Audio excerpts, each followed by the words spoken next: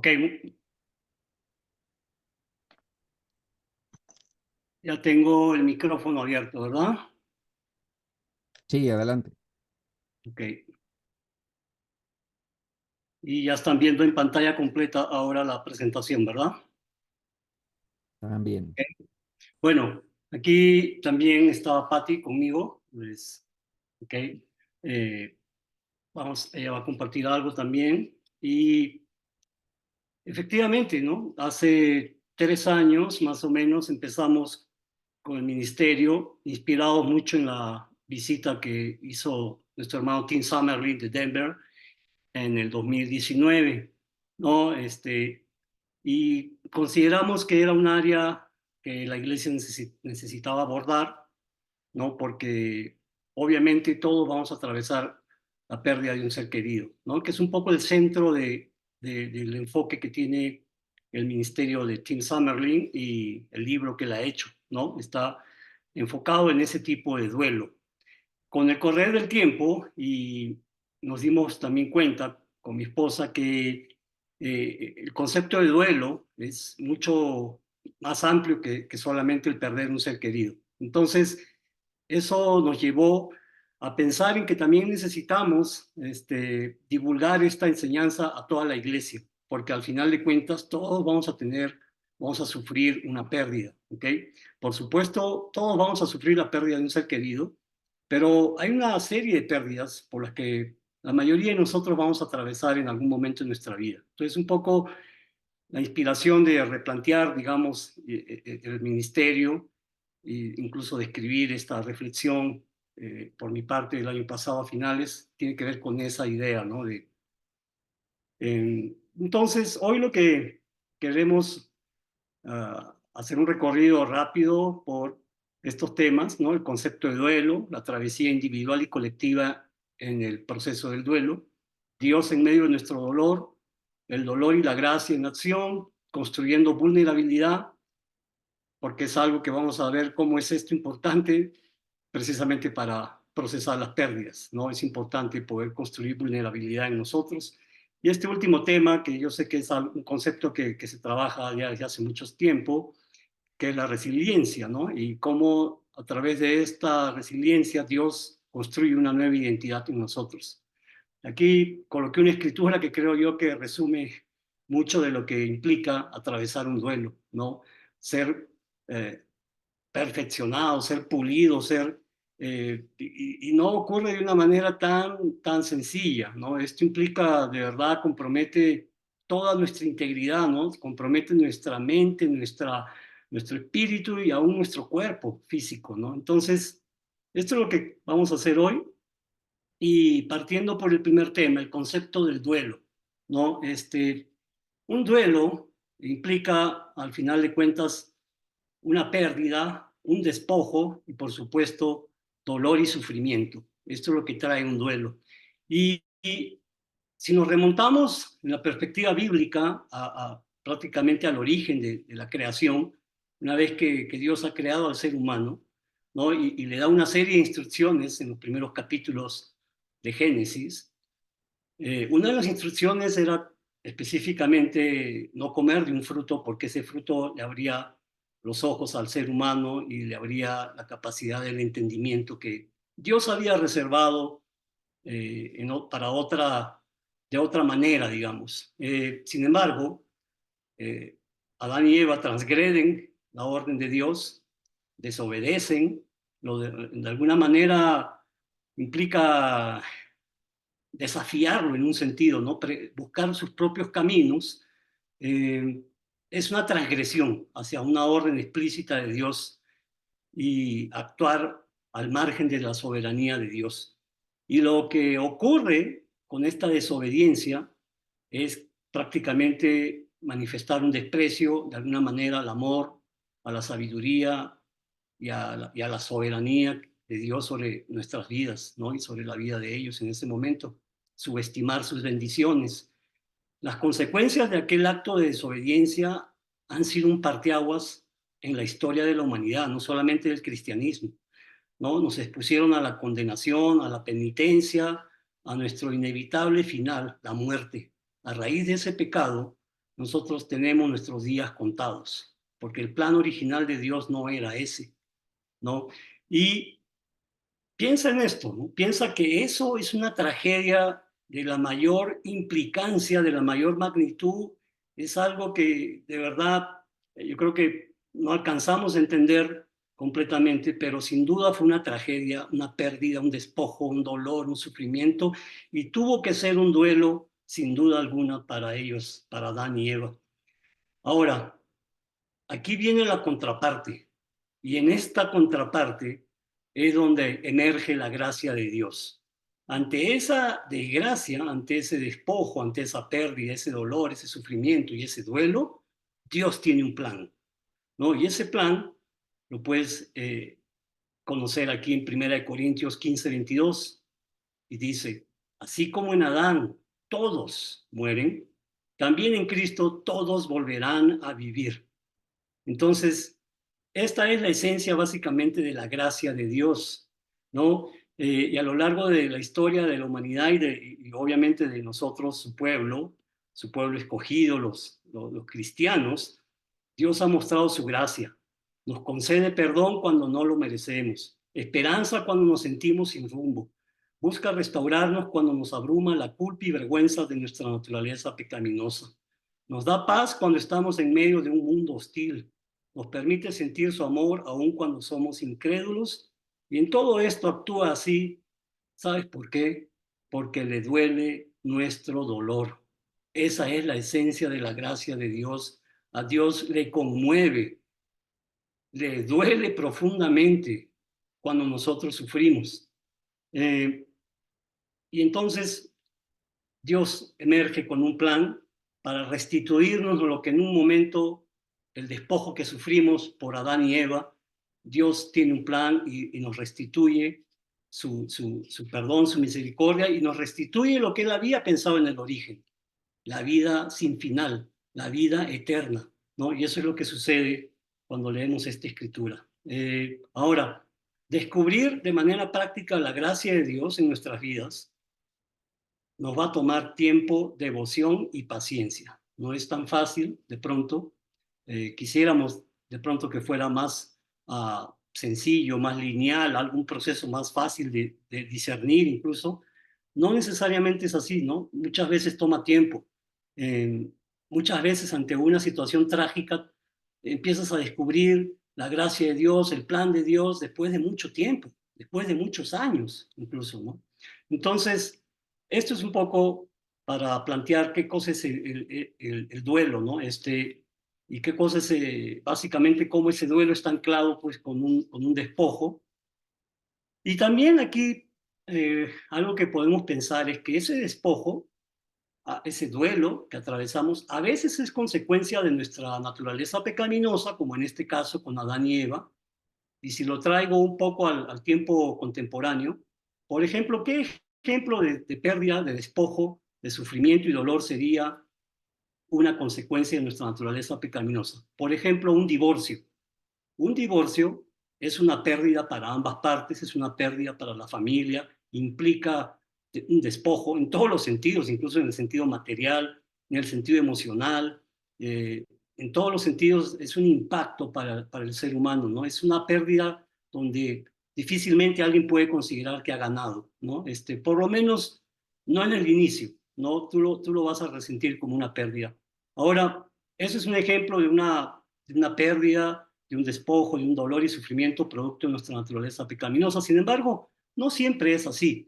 Muchas veces eh, no es, en realidad nosotros no tenemos una responsabilidad o culpa en medio de ese despojo, y sin embargo de todos modos lo podemos sufrir. Por ejemplo, piensa si tú como niño sufriste el abandono de tus padres, ¿no? O el maltrato. Eh, ¿Qué responsabilidad, qué culpa podría atribuírsele a un niño, ¿no? O un niño que queda huérfano, que simplemente su padre muere por una enfermedad, ¿no? Entonces tú cuestionas, bueno, ¿por qué este niño cosecha este dolor, este sufrimiento, este despojo, sin siquiera tener conciencia de esto, ¿no? Y esa también es una de las maneras, como uno de los escenarios a través de los cuales a veces vivimos el duelo. Nosotros no tenemos en realidad una responsabilidad, ni mucho menos una culpa, sin embargo, nos va a tocar atravesar por ese proceso de pérdida.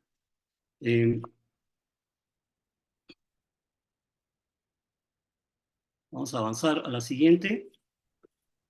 Y aquí Patti en un momento nos va a compartir algo, ¿no? El duelo es un viaje individual y colectivo. Las pérdidas son travesías individuales por el dolor.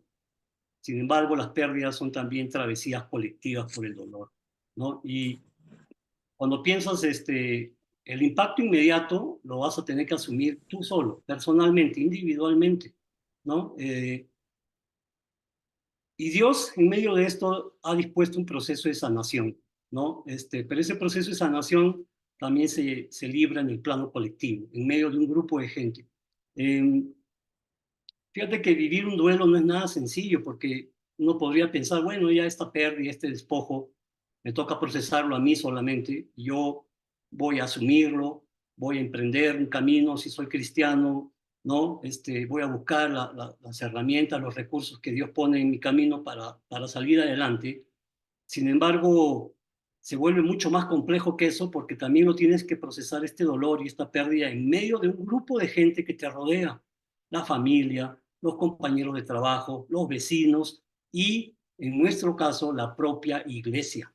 La propia iglesia se vuelve este envoltorio que te rodea, en medio del cual tú vives una pérdida, ¿no? Y esto lo hemos vivido en la iglesia, ¿no? En la iglesia hemos perdido hermanos, hemos sufrido distintos tipos de pérdidas. Hermanos han sido diagnosticados con una enfermedad terminal, hermanos han perdido un trabajo después de 20, 30 años, hermanos han sido, han muerto de una manera trágica, digamos, no por una enfermedad, sino por una situación de violencia, en fin.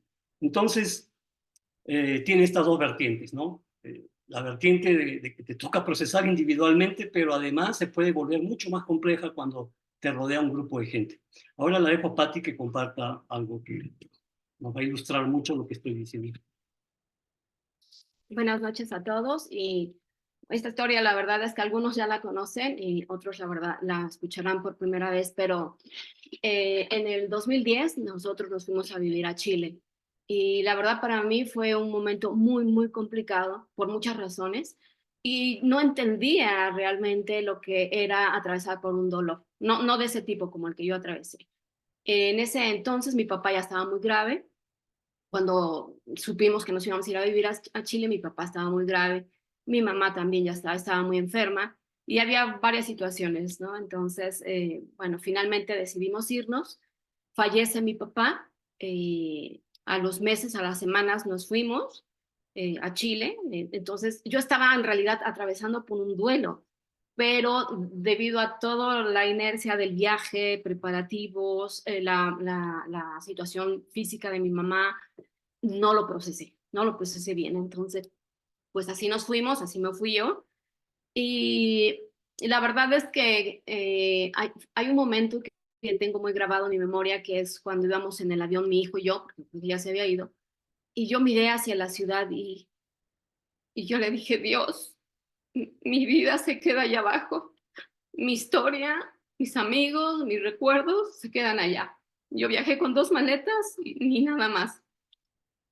Llegando a Chile, la verdad que fue bien difícil porque me tardé en viajar porque había habido un terremoto, entonces yo soy muy miedosa para los temblores. Llego allá y todos los días temblores, arriba de 5 grados. Yo llegué a contar en un solo día 5 temblores arriba de esa magnitud, y era como, por Dios.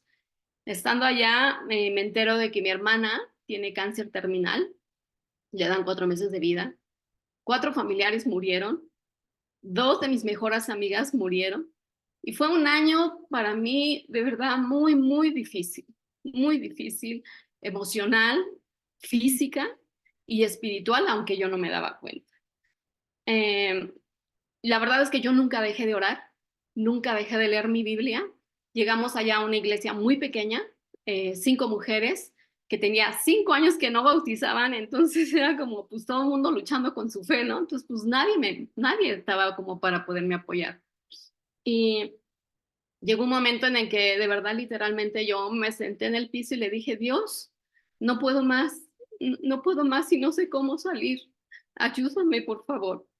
Y encontré una escritura que se volvió como mi bandera, mi escudo, como la abracé con todo mi corazón y está en Colosenses y dice que 1:11 y dice, pedimos que Él con su glorioso poder les haga fuertes, así podrán ustedes soportarlo todo con mucha fortaleza y paciencia y con alegría, ¿no? Y yo le decía a Dios, entiendo que tú me vas a dar la paciencia, entiendo que tú me vas a dar la fortaleza, porque no encuentro la alegría.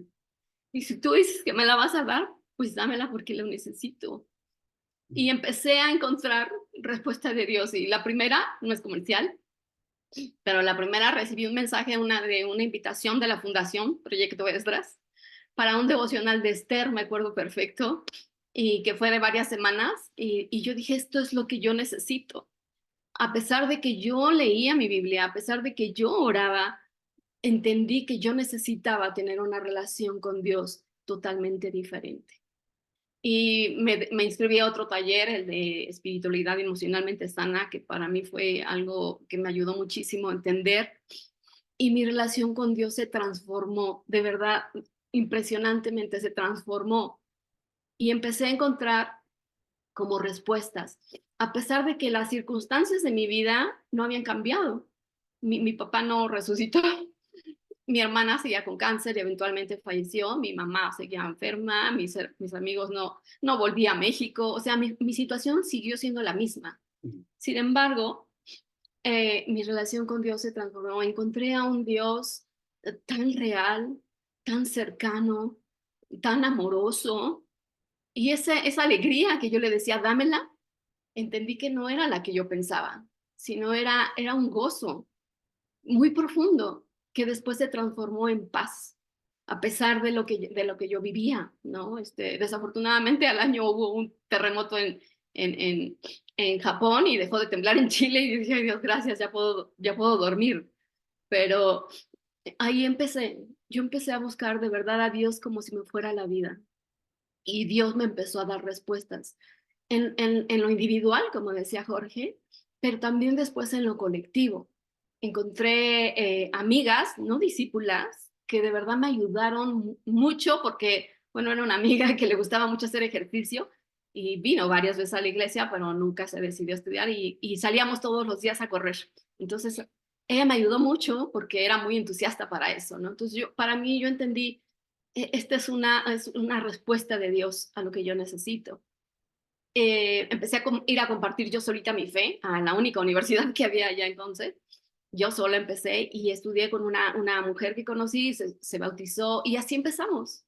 Y Dios empezó a dar como muchas bendiciones, pero bueno, al final encontré las respuestas que yo buscaba, no como yo las quería, sino como Dios las había planeado para mí, ¿no? Y de verdad agradezco, fue muy doloroso, agradezco mucho ese tiempo porque mi visión de Dios cambió.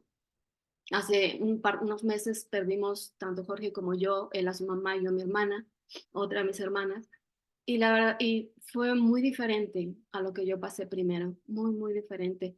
Ahí fue que entendimos que el duelo no solamente es perder a una persona querida o conocida, el duelo viene a través de muchas otras situaciones, pero que Dios siempre tiene un plan. Entendí como Dios de algo malo, o algo malo para mí, tú puedes hacer algo bueno. Y de verdad agradezco ese tiempo por la manera en cómo Dios trabajó en mi corazón y cómo me dejó entender para poder también ser útil y ayudar a otros a atravesar por esto que a nadie le gusta, pero que a todos nos toca. Muchas gracias por escuchar. Ok, gracias, Patti. Sí, a pesar de que lo ha compartido ella varias veces, precisamente en el ministerio, a mí, por supuesto, me sigue conmoviendo porque obviamente yo viví con ella lo que ella está comentando, yo fui testigo de lo que pasó. Y en este punto, entonces, fíjate que el caminar solitario, y Dios en la Biblia habla mucho de los desiertos, ¿no? Si te das cuenta, el Éxodo es un desierto, Jesús es tentado en medio del desierto, o sea, siempre está haciendo alusión al desierto y, y la verdad, si un día tienes la oportunidad de mirar un desierto, es algo abrumador, ¿no? Yo tuve la oportunidad de mirar desde el avión el desierto del Sahara, allá en África, y es algo que uno no puede imaginar, ¿no? El tamaño que tiene esa soledad es impresionante. Pero entonces, en medio de esa oportunidad, de ese caminar solitario, es una oportunidad para descubrir y poner a prueba también nuestras convicciones, reconocer nuestra manera de pensar, gestionar nuestras emociones, forjar nuestro carácter, pero sobre todo, como dijo Patti, es una oportunidad de conocer a profundidad la naturaleza de Dios, ¿no? Y paradójicamente tiene que ser de esa manera. Dios se deja encontrar en medio de esa situación difícil, trágica, dolorosa. Eh, y el otro tema, el tema del proceso del viaje colectivo, le puse el ejemplo de los amigos de Job, y no voy a repetir toda la historia, pero ustedes saben muy bien el rol que jugaron los amigos de Job cuando Job estaba en medio del dolor, la pérdida, el despojo y el duelo. ¿Se acuerdan lo que los tres amigos empezaron a hacer, no? A cuestionar por qué estaba sucediendo esto, y hubieron de todo tipo de teorías, ¿no? Y todo tipo de argumentos y le decían, no, es tu pecado que te ha llevado a esta condición. Y eso pasa en la vida real, hermanos. O sea, y pasa en el contexto de la iglesia. Puede pasar también en el contexto de la iglesia, ¿no? De que ya ha pasado. A nosotros nos han contado, hermanos, ¿no? De esta insensibilidad de que te dicen, ya, pero tu papá, pues ya se fue al cielo, ¿no? Era cristiano, ¿no? O tuviste la fortuna de tener a tu papá 90 años. Hermano, tú puedes tener a tu papá 100 años y va a seguir siendo doloroso el día que ya no lo tengas. Eso tenlo por seguro. Entonces, ese tipo de consuelos no hacen muy bien en el contexto del cristianismo. No hay algunas cosas que quiero señalar ahí, que es algo que hablamos en el ministerio. Fíjate, hay tres premisas en este tipo de situaciones. La primera, las pérdidas, el dolor y el duelo no es algo que se procese en el plano intelectual, no es que tienes que arreglar solo tu mente, es primero un problema en el corazón, en nuestras emociones. Ahí es donde tenemos un impacto más fuerte, más contundente. Número dos, cada duelo es único. La pérdida de un ser querido no necesariamente la vamos a procesar igual que la pérdida de otro. ¿Ok? O sea, piensa, yo ya perdí a mi mamá el año pasado y tengo la fortuna de tener a mi papá con vida y tengo a mis hermanos y tengo familia, etcétera. Y cada pérdida es única, ¿no? Tú no puedes pensar, bueno, como sentiste con la pérdida de tu mamá, vas a sentir con la pérdida de tu papá. No lo sé, todavía tengo a mi papá, no lo sé, pero es muy probable que no sea necesariamente igual. Y este tipo de prejuicios después lo podemos llevar a la hora de intentar ayudar a otra persona y resulta contraproducente. Y la tercera premisa es que cada persona procesa las pérdidas de manera muy peculiar. Ni siquiera puedo pensar que Patty procesa las pérdidas igual que yo. Eso no es así. Y los dos somos cristianos. Pero cada quien tiene un pasado, cada quien tiene una trayectoria de vida, ¿no? Entonces, cada persona procesa las pérdidas de manera muy personal, muy peculiar. No es sensato pensar que como tú procesaste una pérdida, la deben procesar los demás. Eso no funciona así, hermanos. Vamos a seguir avanzando con este tema de el dolor de Dios cubre el nuestro. Sin duda, Dios ha dispuesto las dificultades para construirnos a la imagen y semejanza de su Hijo. Sabemos que su Hijo, en el padecimiento que sufrió, llegó hasta la muerte. Entonces, ese es el umbral que tenemos, ese es el ejemplo, el estándar, el techo que Dios ha puesto sobre nosotros, la muerte, ¿no? De su Hijo. Al momento nosotros no hemos muerto todavía, en medio de esta batalla de nuestro propio dolor. No hemos llegado a ese punto. El sufrimiento no es algo estéril en nuestras vidas, nos permite atestiguar el poder de Dios. Es ese poder que nos sostiene cuando nuestras capacidades han llegado al límite, ¿no? Ahora, este tema de las espinas, ahorita lo vamos a platicar un poco, ¿no? Que en el episodio de Pablo, ¿no? Las batallas con Dios suelen dejar huellas, suelen dejar espinas que nos recuerdan ese episodio difícil, pero también nos recuerdan la soberanía y poder en medio de todo que prevalece y es de Dios, de donde viene esa soberanía, ese poder y esa gracia, sin duda. Ahora, Dios no siempre va a quitar esa espina de nuestro costado, como lo hizo con Pablo, no la va a quitar, pero su gracia será todo lo que necesitamos, sea mantenida la espina o no. Eso fue lo que básicamente Dios le dijo a Pablo. Mira,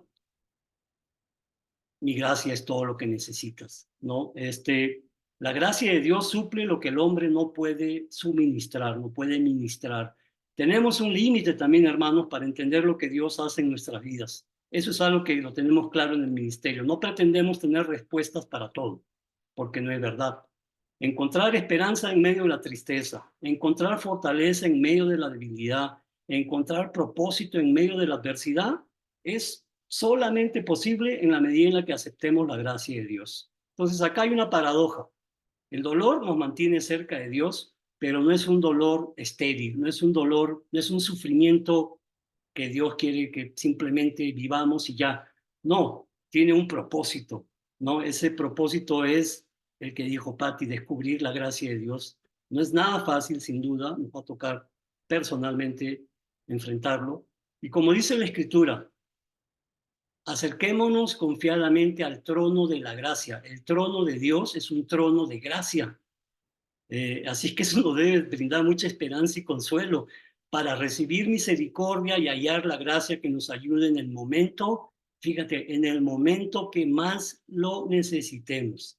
Esa es la manera como podemos estar seguros que Dios cubre nuestro dolor. Ahora, un comentario rápido de este episodio de la muerte de Lázaro, ¿no? Y está en Juan 11:21. Y hay una parte donde en ese versículo dice, le dicen a Jesús, si tú hubieras estado aquí, mi hermano no habría muerto. Entonces, hay un cuestionamiento hacia la voluntad de Dios, ¿no? Pensamos que Dios se ha equivocado con lo que acaba de suceder, que Él pudo haber hecho algo diferente para evitar ese desenlace trágico. Y pensamos que nosotros tenemos una mejor idea. Y de hecho así le contestan en la Biblia. Le dicen, no, es que si tú hubieras estado aquí, mi hermano no hubiera muerto. Entonces, como dije hace un momento, discernir la manera como Dios nos restituye toma tiempo, devoción y paciencia. Es algo que a veces no lo entendemos en ese momento y va a tomar quizás años entenderlo, ¿no? Ahora piensa, en la agonía de Jesús, ¿qué dijo Jesús en el momento previo a su muerte? Dios mío, ¿por qué me has abandonado? Imagínate, el Hijo de Dios sintió el abandono de su Padre. Y eso es algo que nos puede pasar en medio del duelo, en medio del dolor. Dios, ¿por qué me has abandonado? Si yo soy un siervo tuyo, yo te he seguido tantos años en mi vida, me he esforzado, he renunciado a una vida displicente, a una vida, ¿no? Llena de todos los placeres del mundo. Sin embargo, en realidad, Dios no lo había abandonado a Jesús, tenía un plan y ese plan también lo cumple en nosotros. Eh, ¿Por qué? Porque sabemos que el trono de Dios es un trono de gracia. Entonces, eso nos debe permitir tener mucha esperanza, ¿no? De que aunque nos sintamos así, es válido, hermano, es válido sentirte así, pero piensa que Dios tiene un trono de gracia y que Él sabe ministrar a su tiempo paz y esperanza en nuestro corazón. Viendo este otro tema, vamos a ver. Ok. El dolor y la gracia, esta dicotomía en la fe, ¿no? Son las paradojas que Dios nos plantea, ¿no? Y este es el episodio donde le dice a Pablo, te basta con mi gracia, pues mi poder se perfecciona en la debilidad, por lo tanto, gustosamente presumiré más bien de mis debilidades para que permanezca sobre mí el poder de Cristo. Entonces, sin duda, Dios ha dispuesto las dificultades para construirnos a la imagen y semejanza de su Hijo, quien llegó hasta la muerte en su lucha contra el pecado. Entonces,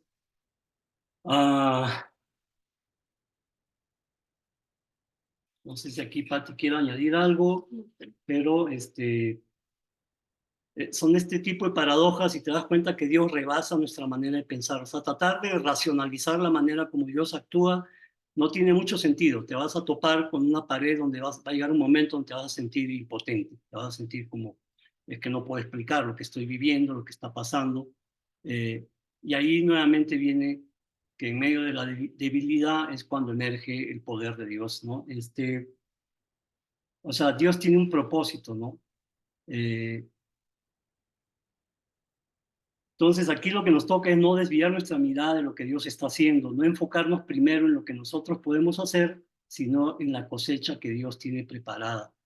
Eh, Quiero compartirles algo precisamente de mi papá, hermanos, para que vean este tema de, de, de, de por qué a veces Dios nos lleva a un extremo de, de, del sufrimiento, del dolor, para encontrar su gracia, para encontrar, como decía Patti, para que de algo que aparentemente es trágico, en medio de eso hay una bendición. Dios lo vuelve una bendición. Mira, mi papá en unos días va a cumplir 95 años. Es una edad que pocos seres humanos llegan. Y mi papá ha sido militar, y ya se imaginan, ¿no? El carácter, la disciplina, el temperamento que normalmente tiene un militar. Es una persona recia, es una persona dura, ¿no? Y ese es el papá con el que yo crecí, ¿no? Ahora a los casi 95 años en unos días, yo tengo un papá diferente. Es un papá que no he visto en 95 años. ¿Y qué ha pasado? Ha pasado que ha llegado a un punto de la noche a la mañana, tuvo un episodio de una enfermedad en los pulmones y a partir de ese momento quedó debilitado. De la noche a la mañana cambió su estado físico. Él era una persona como de 70 años, o sea, estaba en todas sus capacidades y ahora sigue estando en todas sus capacidades, sigue caminando, come comida normal, tiene plena conciencia, pero se ha dado cuenta de sus limitaciones, se ha dado cuenta eh, de que ya su condición es muy frágil, pero esa fragilidad lo ha hecho cambiar en su manera de pensar y en su manera de ser, ¿no? Ahora es un papá tierno, es un papá que acepta sus limitaciones, es dócil, reconoce la ayuda de los demás. Dios lo ha perfeccionado a través del despojo. Su debilidad física lo ha hecho una persona más empática. Ahora está más abierto al perdón, es humilde. Entonces sus limitaciones se han convertido en una bendición no solo para él, sino también para las personas que lo rodeamos a él. Y esto es precisamente la manera como Dios ministra su gracia, ¿no? En medio de una dificultad, eh, de una aparente pérdida en un sentido, ¿no? Y lo más importante quizás, mi papá se ha abierto a escuchar la palabra de Dios. Y esto absolutamente es milagroso, porque él rechazó esto. Yo tengo 34 años en la fe, mi hermana tiene como 40 años en la fe, nunca nos quiso escuchar ni a mi hermano ni a mí. Ahora ya nos escucha, y ahora ya acepta esto. Eh, ¿Algo? ¿No? Vamos ya terminando casi. Eh, este tema bueno, esto es lo que ya comenté, ¿verdad? Desnudo salí del vientre de mi madre y desnudo volveré allá. Jehová dio y Jehová quitó, sea el nombre de Jehová bendito. En todo esto no pecó Job ni atribuyó a Dios de propósito alguno. Bueno, tienes que pensar, ¿qué lo sostuvo a Job al final de cuentas, no? Yo creo que esta idea lo sostuvo a él, ¿no? La idea del principio y el final. Entonces, sin duda es paradójico que tengamos que atravesar por este estado para perfeccionarnos, ¿no? Job fue perfeccionado no por el hecho de que recibió al final mayor bendición que al principio, sino porque en medio del despojo, él mantuvo su mirada en Dios, él mantuvo su fe en Dios. No sabemos si Job estaba seguro de que Dios lo prosperaría al final más que al principio. Lo que lo hizo más fuerte fue aceptar la soberanía de Dios, confiar que Dios tenía un propósito, ¿no? Y él mismo está amparado en la misericordia y gracia de Dios. Entonces, creo que esto resume mucho de la manera como Dios nos perfecciona a través del dolor, del sufrimiento, del duelo. Eh, Vamos a avanzar, ya casi llegamos al final. El tema de construyendo vulnerabilidad. ¿Por qué es importante esto? No sé, quizás se preguntan por qué vulnerabilidad en medio del dolor, de la tragedia y del duelo. Eh, y aquí hay un episodio de Nehemías. Ustedes bien saben por qué reacciona así. Dice, al escuchar esto me senté a llorar, hice duelo por algunos días, ayuné y oré al Dios del cielo. Bueno, aquí están las claves algunas de las claves que tomamos en el ministerio. Ayunar, orar, y fíjate, ¿no? La respuesta de Nehemías dice que se sentó. Y lo que se cree es que se sentó porque se quedó sin fuerzas físicas. Era tal su conmoción de escuchar lo que estaba pasando en Jerusalén, de escuchar lo que estaba pasando con los que querían retornar del exilio, que no aguantó más y se tuvo que sentar para empezar. Y tuvo que ayunar, tuvo que orar. Y fíjate también, tuvo que llorar, se desahogó con Dios, ¿no? Entonces, la vulnerabilidad no es un atributo que se promueve en el ámbito secular, ¿no? Nadie quiere ser una persona vulnerable porque eso puede ser contraproducente, ¿no? Que seas vulnerable, te puedes poner a ser manipulado, chantajeado, vejado, acusado, afecta tu reputación, ¿no? Si tú eres vulnerable, imagínate, ¿no? Con uno cristiano le empiezas a contar cosas, probablemente no sea una buena idea en el sentido de las consecuencias a la larga para ti. Ahora, las barreras sociales, los hombres no lloran. Has escuchado esto, ¿verdad? Hemos aprendido a esconder o disfrazar nuestra fragilidad. Y esto en el contexto del duelo es contraproducente. En el ministerio que tenemos, cada reunión lloramos. Y no, créeme que no, no es algo que siquiera intentamos hacerlo a propósito, es algo que no podemos contener, porque escuchas las historias y pasa esto, ¿no? Y te conmueve no solo lo que están contando los hermanos, pero también te conmueve saber que Dios está con nosotros, que Dios está en medio de nosotros. Eso creo que conmueve muchísimo. Este, eh, la otra herramienta. Entonces aquí tenemos el desahogo, llorar, hizo un duelo, ayunó, oró. Y el otro es lo que dice Santiago 5:16. Por eso confiésense unos a otros sus pecados y oren unos por otros para que sean sanados. Ahora, uno piensa a veces, la confesión, le damos esta connotación de que voy a exponer mis pecados vergonzosos, ¿no? Y creo que quizás para muchos tiene esa condición. Voy a hablar de mis pecados vergonzosos. Pero aquí no hablamos de la confesión en ese sentido, sino de la confesión en el sentido del desahogo, ¿no? Y dice aquí, confiésense unos a otros. O sea, es así de simple, es algo recíproco. Es algo que si yo me siento con un hermano, yo le voy a decir algo, le voy a confesar cómo me siento, qué pienso, y él va a hacer lo propio. Y esto nos va a permitir llegar juntos ante Dios y los dos ser sostenidos por la gracia y misericordia de Dios. Entonces, eh, el otro tema, ayunar. ¿Sabes lo que hace el ayuno, hermano? Ayunar es desnudarse espiritualmente delante de Dios. Eso es el ayuno.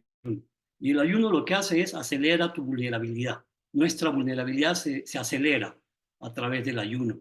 Eh, Orar, por supuesto, es nuestra oportunidad de desahogarnos con nuestro Creador. Y creo que todos lo hemos experimentado seguramente. ¿Qué sucede cuando tú vas a desahogarte con Dios? ¿No? Y luego también con una persona, con un hermano. Eh, entonces, es muy necesario y muy válido desahogarnos, confesar, decir cómo te sientes, sin prejuicios, sin tapujos, sin ideas de que no, ¿qué van a pensar de mí porque estoy diciendo esto? Quizás eh, muchos te conocen quizás en una posición de liderazgo y tú te sientes avergonzado, que eso te va a dejar en una posición inconveniente. No podemos seguir pensando de esa manera. Necesitamos aprender. Créeme que el que recompensa la vulnerabilidad es Dios. Él te va a dar la recompensa por ser vulnerable, porque eres vulnerable con Él, pero también con una persona que Él ha dispuesto para ayudarnos en nuestra vida. Estamos ya en la penúltima diapositiva. la resiliencia y la nueva identidad. Bueno, aquí hay dos extremos. Entonces, las pérdidas nos exponen a nuestras emociones, y acá hay un tema, ¿no? Este tema de, y aquí la implicancia para nuestra salud, la somatización de estas. ¿Qué quiere decir somatización de las emociones? Que las emociones tienen un efecto en nuestra salud física y mental, ¿ok? ¿Te ha pasado que por el estrés que traes te empieza a doler el cuello, la espalda? Bueno, eso es somatizar una emoción. Una preocupación a una persona le puede producir parálisis facial, por ejemplo, ¿no? Dado el estrés que tiene esa consecuencia. Entonces, este es un tema que por supuesto tiene mucho terreno para desarrollar, que es cómo impacta en nuestra salud física, las emociones, el dolor, las pérdidas, el duelo, aún como cristianos, cómo nos impacta. Y aquí los dos extremos son este escape insano ante el dolor, el duelo, la tragedia. El escape insano es sentirnos frustrados, sentirnos pesimistas, ser volátiles, un día sí, otro día no. Y el otro extremo es paz, perseverancia, esperanza. Y las fotos ejemplifican, ¿no? Esta señora de la derecha es una sobreviviente del Holocausto. Entonces, cuando tú escuchas del Holocausto, sabes por lo que ellos atravesaron. Eh, ser, soportar hambre, miseria, dolor físico, ser torturados, ser vejados emocionalmente, ser amenazados constantemente, mirar la muerte propia y ajena de manera cotidiana. Sin embargo, hubieron algunos que se supieron sostener en medio de esa adversidad, ¿no? Y sin duda el duelo es una experiencia que nos marca de por vida, ¿no? No siempre estaremos en el mismo estado, pero nos deja una huella profunda. En la psiquiatría existe algo que se llama el estrés postraumático. Y tenemos hermanos en la iglesia, Estados Unidos sobre todo, que hablan de esto. Ellos son especialistas del estrés postraumático. ¿Qué quiere decir esto? Básicamente son los efectos a largo plazo de un evento de esta naturaleza. Un duelo, una pérdida, no es algo que tú dices, bueno, ya el próximo año me voy a sentir diferente. No necesariamente, hay cosas que pueden acompañarnos a lo largo de nuestra vida, por mucho más tiempo. Eh, Como dice aquí, no superamos el dolor sin antes reconciliarnos con este.